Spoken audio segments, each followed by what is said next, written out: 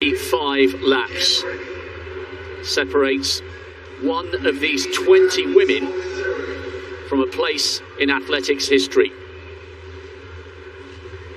The 10,000 metre final is upon us. The weather is just about perfect. It's overcast, it's cool, and there are a huge number of spectators here in Tracktown, USA. Eilish McColgan, following in glorious footsteps. Her mum Liz won this title just over 30 years ago in Tokyo, and Eilish has had the best season of her career.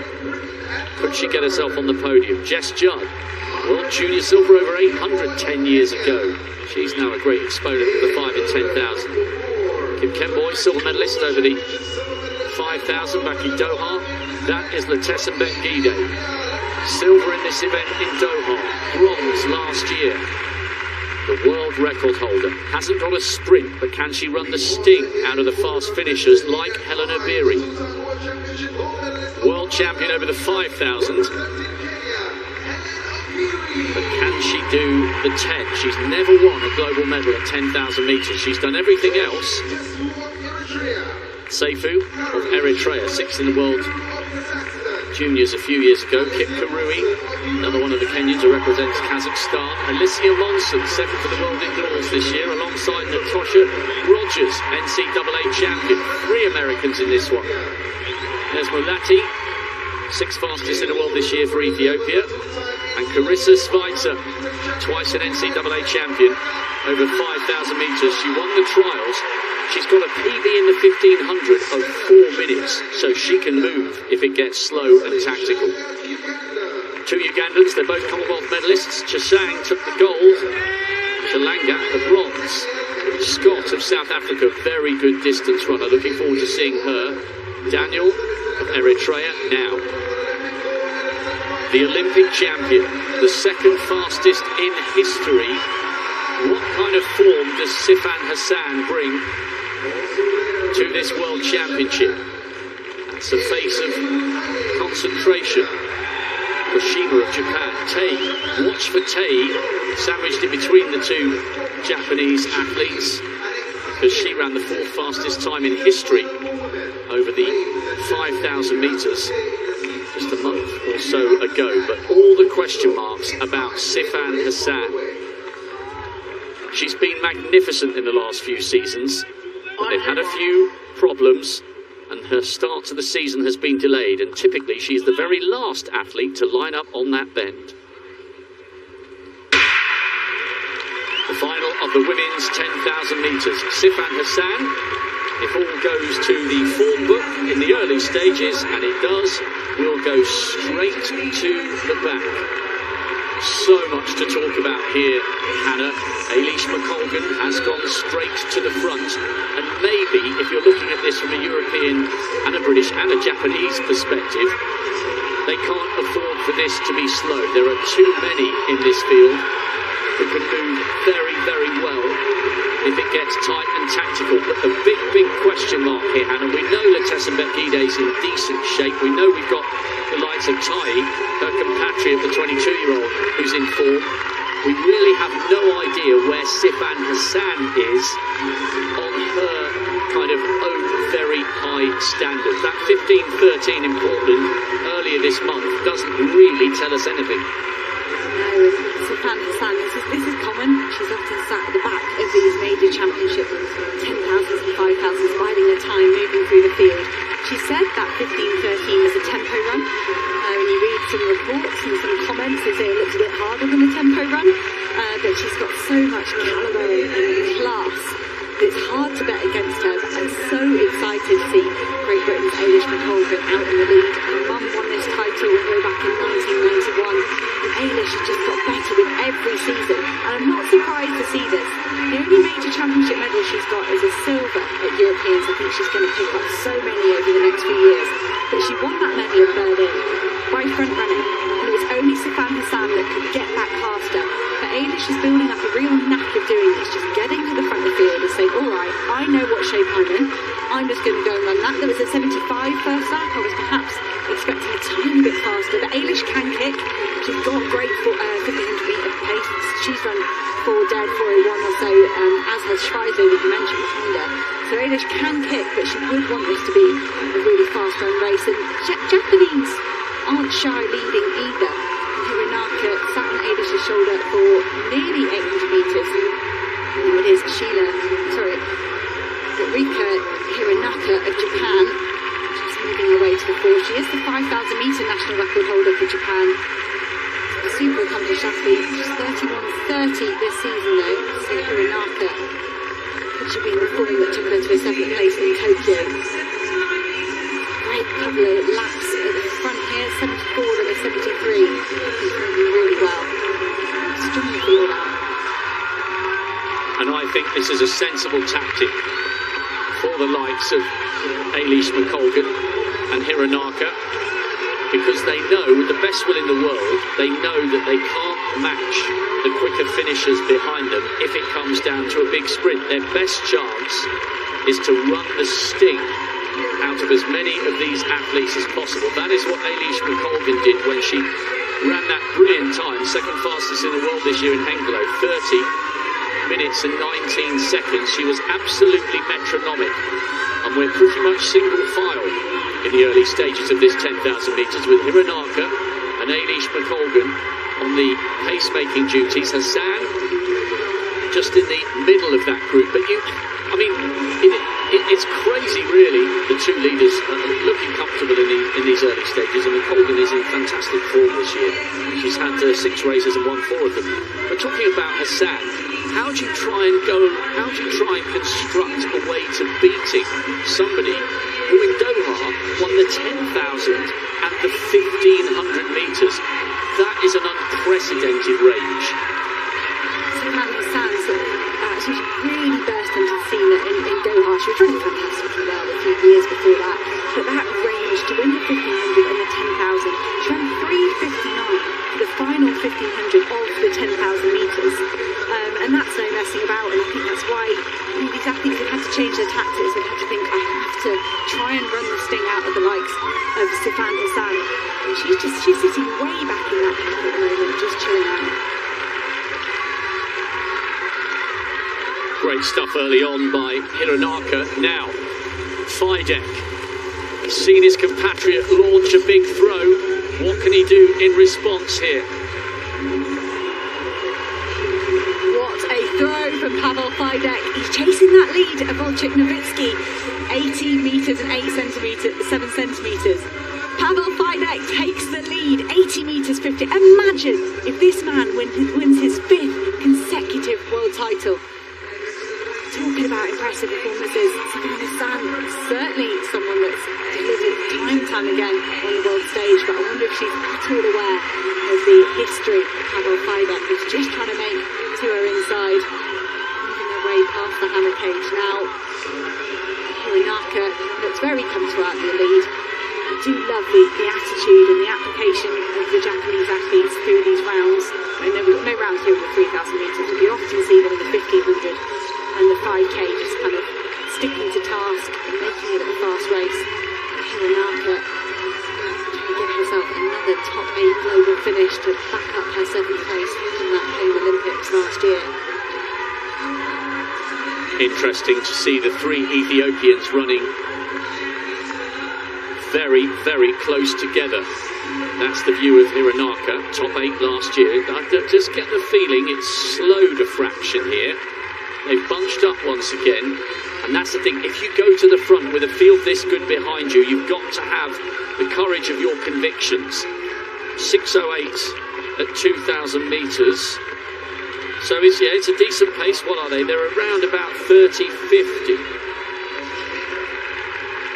That's really nice running from Hironaka. I think Eilish would be very relieved. She would have perhaps had to do this herself if she had wanted a decent pace, but that's going to really help. And Helena Beery, I think she's won 5K titles here, trying to win a 10K title.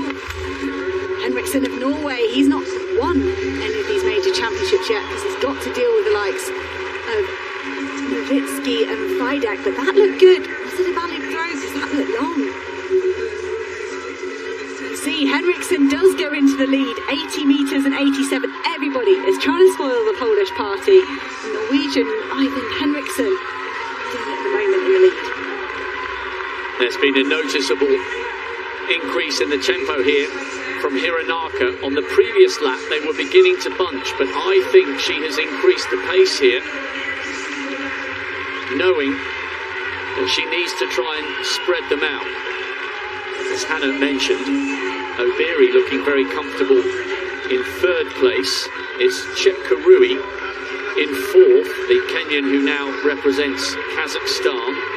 No move yet from the three Ethiopians. Remember, Letesembet Gide is the world record holder, a medal in Doha and a medal in Tokyo, but the pattern that tends to unfold when she and Hassan are on top form is that Gide hits the front, puts in a savage section of the race and gets rid of everybody apart from Sifan Hassan. There is Gide, our directors and camera crew doing a great job here. Gide, one of the favourites here, but can she, towards the middle or back end of this race, try and change the tactics? And is this one of her best chances to beat Sifan Hassan? Is there a question mark over the brilliant Dutch woman who is just towards the back of that group? She's just out of picture on the left, in front of the bobbing distinctive head of Jess Judd of Great Britain. There's Hassan, just coming round on left of picture now.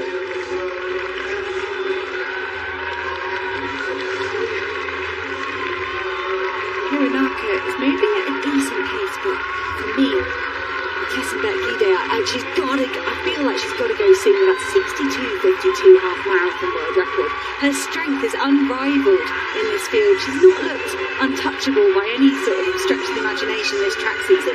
You kind of get the feeling when you've got that in your locker, surely you want to push on early doors. And I don't have the patience for 10,000 metres. That's probably why I never raced it. I wouldn't be able to hold my nerve. Because for Gide, I'd say if Hassan's off the pace, you win now and you've got a jump on her. That's it. She can't close a gap if you drop the hammer and you start running 70s, 71s. I wouldn't expect Hassan to be able to close that gap, but it is still early stages in this 10,000 metres. I do agree, though. I think if there's Gide in the middle. She's having a conversation with her teammate there, looking over her shoulder, just deciding who is going to take that on. They're still talking. Gide in a roundabout 5th or 6th. We'll come back to this momentarily, back to this fascinating hammer final. Third round of the men's hammer throw. Nowitzki had the lead briefly to relinquish it to Fidek and to Ivan Henriksson, but that looked like a great third round effort for the Olympic champion. Nowitzki doesn't give much away on his emotion, but look at that, into the lead, 81 metres and 3 centimetres. Nowitzki, Henriksson and Fidek, that was our order in Tokyo last summer. We've got another 3 full rounds to go. Nowitzki just getting that third round underway in the men's hammer throw final, as the women do nearly as many turns as we're going to see from those men. 25 circuits of the track for this 10,000 metres. Hassan, the reigning champion, she's looking to defend her champion. That's only been a championships. It's only been achieved by Chimnesh Dibaba and Vivian Cherier. A special title to try and win back to back.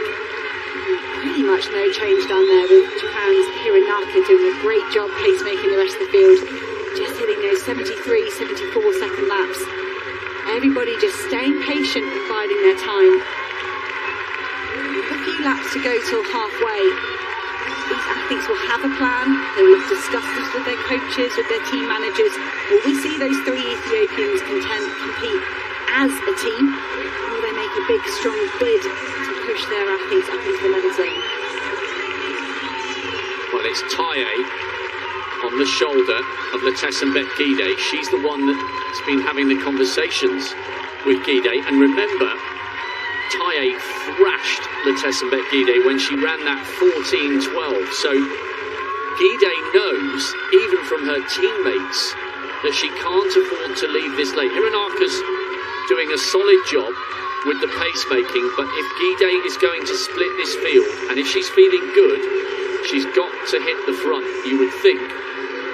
somewhere around about the midsection of this race. Not too many gaps here.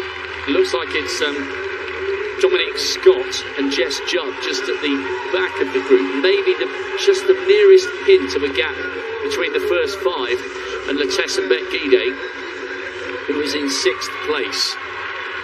And Gide looks over her shoulder for Tay once again. And this time, her younger teammate begins to respond. And let's not forget, I know we're talking a lot about Letessenbet Gide and Sifan Hassan. Let's not forget that Helen Obiri is in this race. What a magnificent run she produced in Aarhus in Denmark to take the World Cross Country title. And I think, if I remember rightly, in so doing, she became the first woman to win titles on every surface. World titles on every surface. An incredible record for somebody who's been around a long time, but can she do it over 10,000 metres? What sort of form has Sifan Hassan got? We still don't have an answer. She's 2/3 of the way back down the field, not interested in what's going on at the front whatsoever. But Helen Obiri is. She's in 3rd, just behind, or 4th now, as the Kazakhstan athlete, Chip Karui, comes past her. Obiri just looking comfortable on the inside as they edge towards the halfway stage.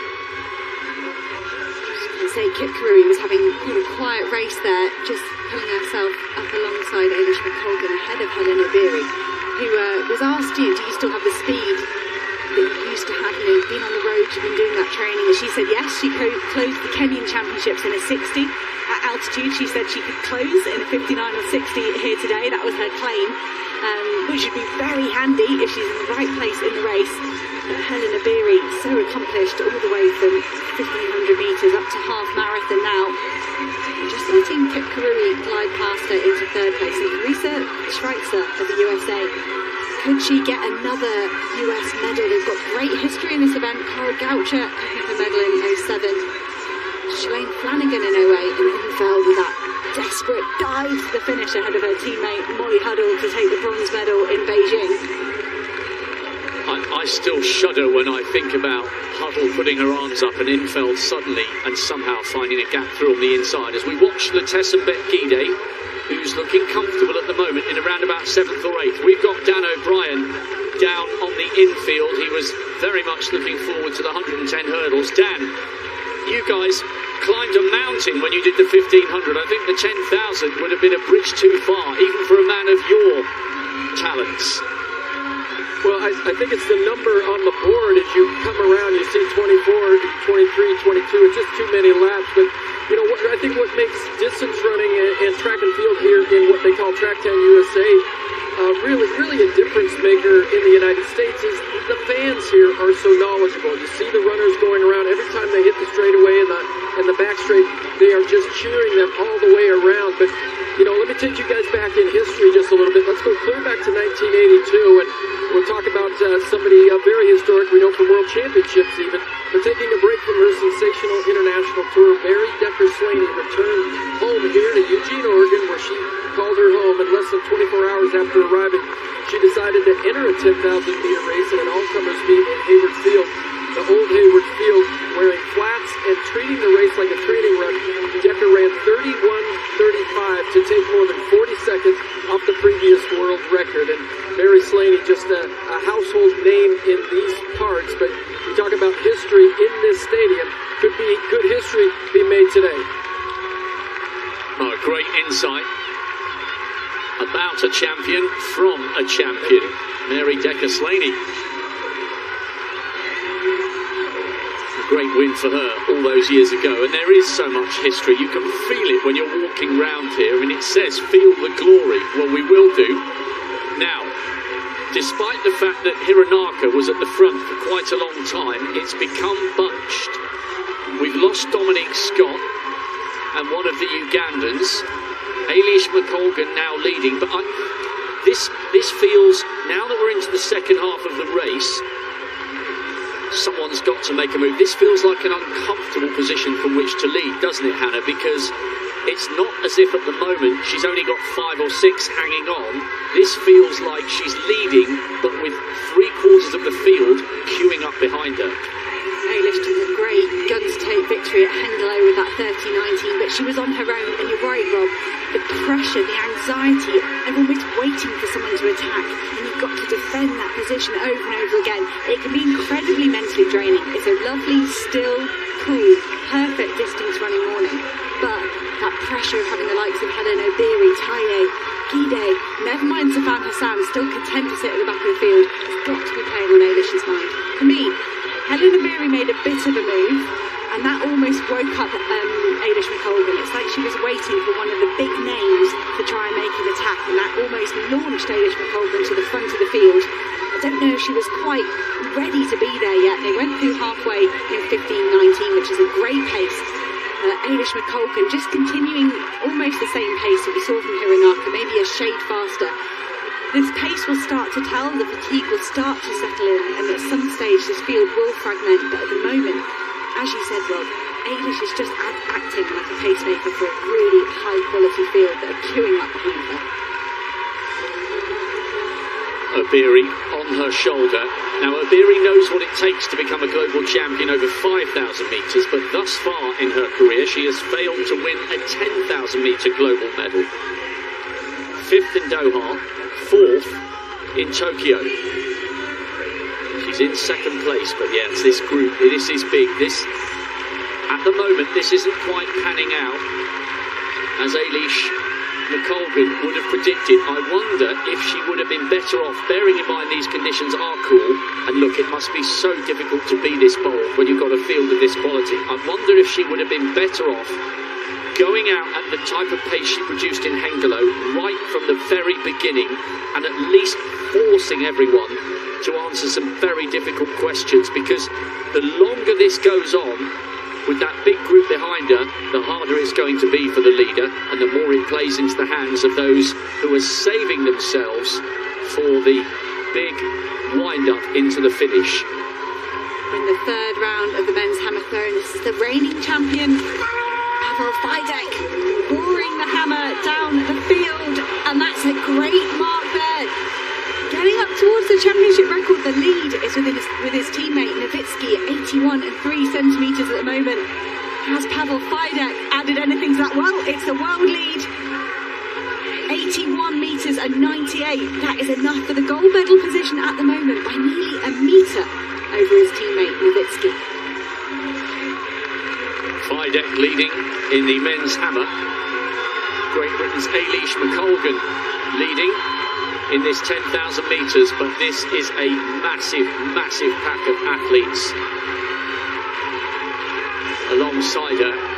Taye and Gide in 2nd and 3rd, and you know, we're talking about Letesembet Gide and Helen Obiri and Sifan Hassan. Egegu Taye could win this title. She was so good when she ran that 14-12 earlier this season, and she looks very, very comfortable here. The other Ethiopian, Mulati, coming up into that big group. Schweitzer running wide on the outside, and this now becomes a very, very different kind of race. They're coming round now with 2 of the 6 miles left to run, and this is a very big group. Gide has at last hit the front, but how hard is she going to run? And how much longer is she going to leave it before she tries to wind this up? I'm almost relieved that move has happened from Gide. I knew it was going to happen at some point, and you could see there's some pushing and shoving going on as everyone reacted, because Gide is one of the big hitters in this field, and everyone would have been waiting for that, and it's happened. Eilish McColgan swallowed up in that group at the moment, our long-time leader. Can she rally and stay involved? She struggled running in a big pack in Tokyo, so I thought we might see her try and spread it out, and she did have a go, but it wasn't successful. Taye and Gide in control of this field at the moment. Helen Obiri covered every move. Carissa Schweitzer, she moved very quickly. As soon as she saw the danger approach, the American athlete sat around about 5th or 6th at the moment. She was really switched on. Went, okay, got to get on that. That's a big race-defining move. There's a big group of 5 there. Helen Obiri running super wide. You want to be out there in lane 2 when the kick really starts. You don't want to give anything away to your team, to your competitors in terms of distance. Taye takes over from her teammate. Maybe this is what they were discussing in those middle kilometres. Guidé saying, give me some space. Let me hold this inside lane. 71, that's the fastest lap we've seen in the race. This is what Letessenbet Guidé needs to do if she is to upgrade an Olympic bronze and a world silver into a gold. Hassan is still in that group, just towards the back. Running now just in front of Eilish McColgan, who's out of picture. But it's Taye leading. Guidé now on the inside, with Helena Beery on the shoulder of the two Ethiopians. Kip Karui is the Kenyan who represents Kazakhstan, and Kip Kemboy, silver medalist 3 years ago in Doha. She's still very much in the mix, but this injection of pace has at least begun to whittle down this group. But they're coming round now, and there's at least 10 women still bunched together in that group. Eilish McColgan desperately trying to hang on, and Sifan Hassan is in that group, as is Schweitzer. Surely though, Letessenbet Guidé has got to make a really big move here, because we know she just can't sprint with the others towards the very end. And this is where the likes of Schweitzer, if she can hang on to this group, maybe the fact that she can cover 1500 in 4 minutes, give or take a couple of tenths of a second, could play into her hands. These next 2 laps are going to be really crucial. It's almost like Guidé's got a bodyguard in Taye, a wing person just on her shoulder there, pushing the likes of Helena Beery wide. If anyone's going to attack Guidé, Taye's going to have a really good go at holding them off. You can see Guidé just wagging her finger to the inside. Kazakhstan's Kip Karui maybe just clipping her heels a little bit. Kip Karui having a great race, sticking to her task in 3rd place at the moment. Helena Beery has looked poised to strike for around about 3 or 4 laps now, but this is crunch time. Sifan Hassan, she's there. She's at the end of the back of the group. She's not done anything yet, but see just there, she can see there's a potential danger. If she gets stuck behind Schweizer and that group, that back gap opens up to the group and she loses them, that could be problematic. So Sifan Hassan, the reigning champion, making positive but quiet moves at the back of the group. Guidé just had a little look round there just to see where everybody was. Taye though, I just wonder whether this 22-year-old could seize the moment and the opportunity and join an illustrious list of women to have won this title, including the mercurial Tirunesh Tababa, the only woman thus far to successfully defend this crown, winning in 2005 and 2007. And the Ethiopians in the crowd are beginning to get excited. There are 3 of them still in this group, but Sifan Hassan is still there, and so too are both of the Kenyans. It's not just Helena Beery, Margaret Kipkemboi just behind her teammates. Hassan is in touch with this group, and the other Ethiopian still very much in this as well. 6th fastest in the world this year, Mulati.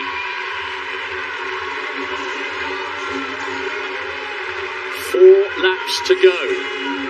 Ethiopia 1 and 2, Kenya 3 and 4. They're coming round now to begin to lap 1 or 2 of the athletes. Daniel of Eritrea is having a fantastic race, just about staying with this. Schweitzer is at the very back of that group. We've got a little bunch of 5 and then 4 who are running in single file. So we're now down to less than 10, still in contention for this 10,000 metre title. If I was a Beery, Guidé or Taye, I couldn't be doing it because this is too fast. But if I'd drop the hammer now. Sifan Hassan is at the back of the group. If you go now, you're going to get that crucial 20, 30 metres on her without her even realising she could be caught up in traffic. They're lapping runners. It's getting busy down there. Helena Beery tried to make a move and it was neutralised by Guidé and Taye. They swung round her and got into control again, but I don't think they're going any faster than the 71s we saw when they overtook Eilish McColgan a few laps ago.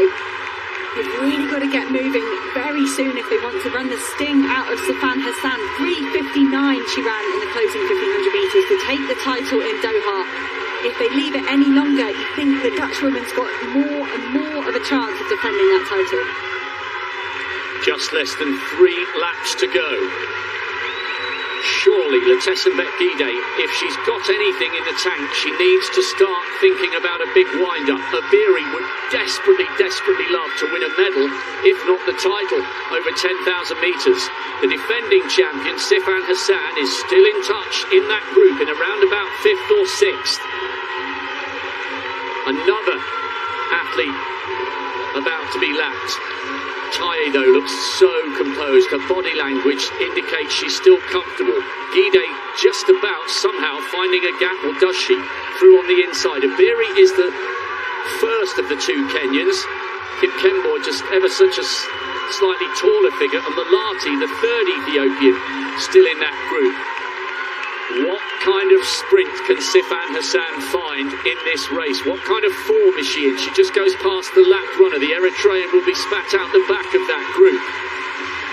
Oh, this is starting to get so exciting. The Ethiopian flags just in front of me above the finish line are beginning to really wave and get interested here. 3 Ethiopians still in that group. Schweitzer hanging on at the back, the crowd on the far straight getting excited about the presence of the American. We are witnessing some of the all-time great female 10,000 metre runners. Letessenbet Gide is the world record holder. Twice she's been on the podium in the last 2 global editions of 10,000 metre races. Silver in Doha, bronze in Tokyo. Both times it was Hassan who took the title. What can the Dutchwoman produce here? Because we have around about 550 metres to go. This is getting super tense. The previous lap was 70 seconds. That was the fastest we've seen.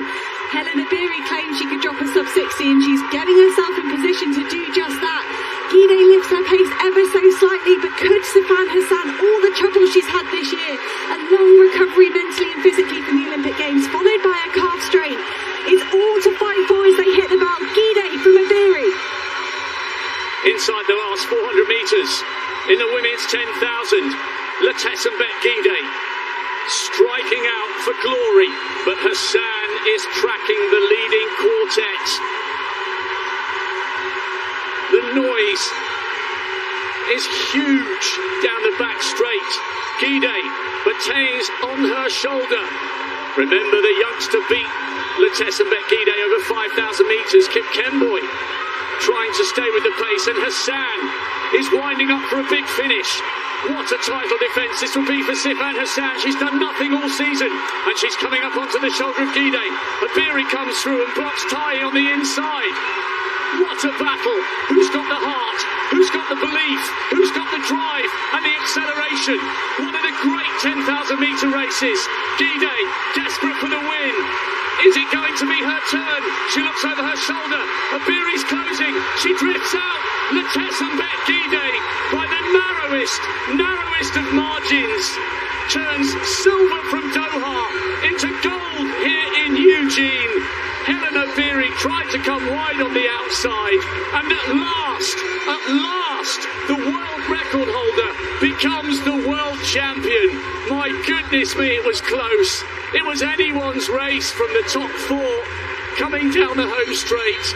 So many times she's been outkicked, but not today. She reigns supreme here, and this is the track where you feel the glory, and Letessenbet Gide does. At last, she's a global champion over 10,000 metres.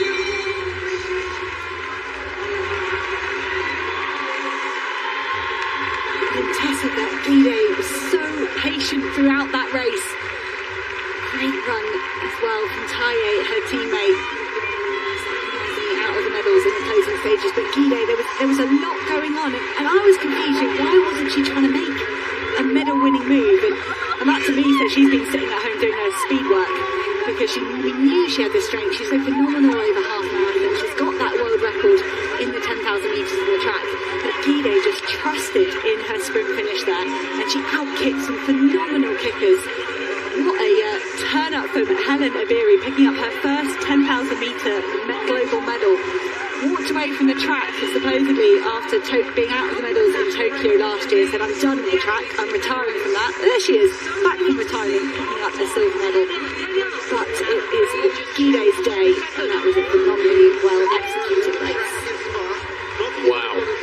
Letessenbet needed every bit of concentration there, because when we see the replay, you'll notice she looks over her right shoulder and sees that Abiri is closing her down, and she just ever so slightly drifted out towards the edge of the outer element of lane 2 and pushed Abiri towards lane 3. It was so close, less than a tenth of a second in it. Kim Kemboy did really well for the bronze, and this time Hassan was run out of the medals. Perhaps the fact that she started her season so late has given her problems. I'm so pleased for Letessenbet because she's got incredible heart and has set some amazing records, but so often she's been brave and bold, and other great sprinters have denied her the medal. Watch the glance. She sees Abiri closing. There's ever such a slight drift out towards lane 2. You can't really see it from that angle. She just about hung on. What a brilliant finish. That was incredible. Kim Kemboy got a PB for the bronze, and Hassan, having done nothing all season, still came out and ran 30 minutes and 10 seconds. That was one of the most entertaining finishes to a 10,000 metres I have ever seen, because you didn't know right down until the last stride who was going to take the title. Best sprint finish I have ever seen of Letessenbet. You can see her able to do that. She made a big move with 1k to go in Doha and came unstuck. Got beaten by Sifan Hassan, had to settle for the silver medal last time round, and I'm sure that was playing on her mind here today in Eugene. Letessenbet, patient, perfect execution of her closing 150 within 25 laps. You know, it's fine, it will all sort itself out, but you've still got to nail your tactics and the measure of your effort in the closing stages. And great to see the first instant medal presentation. This is going to happen. The organisers really keen for the athletes to do their lap of honour wearing their medal, and they've managed to successfully lasso those medals around our top 3 across the line in this women's 10,000 metres, so they can get shown off to the crowd as they go around. Oh, what a race. That was absolutely brilliant. You were waiting for Hassan to come. She did. And perhaps if her season had started with a few less issues, then coming up wide on the outside with 120 to go, she would have taken the title. But you can only beat who's there on the day, and you take it on face value. It was an absolutely stacked field, and this time at last it was Letessenbet turn for the win. You know, I remember Hannah watching her win back-to-back World Junior Cross-Country titles, which is so hard to do. You've got to be so young to have 2 cracks at that. And I remember thinking at the time, if she doesn't get injured, she is going to be a major player on the distance running scene. What a race, and what a way to turn silver from Doha into gold here in Eugene. Letessenbet is the champion of the world. Helen Abiri at last on the podium in a 10,000 silver. Kim Kemboy a PB for the bronze. Hassan, the defending champion, just run out of it. But what a last 150 metres. PBs and national records all over the place. Daniel for Eritrea, Kip Karui for Kazakhstan, and a PB for Schweizer, coming home inside the top 10, just ahead of Eilish McColgan of Great Britain, who did so much of the pacemaking duties early on. Stella Chesang with a national record for Uganda in 14th. Natoya Rogers with a PB for the States in 15th. What a race. Women's 10,000 metres. The men's is tomorrow. This year's World Championship is already delivering fantastic drama, and we're only a day and a half in.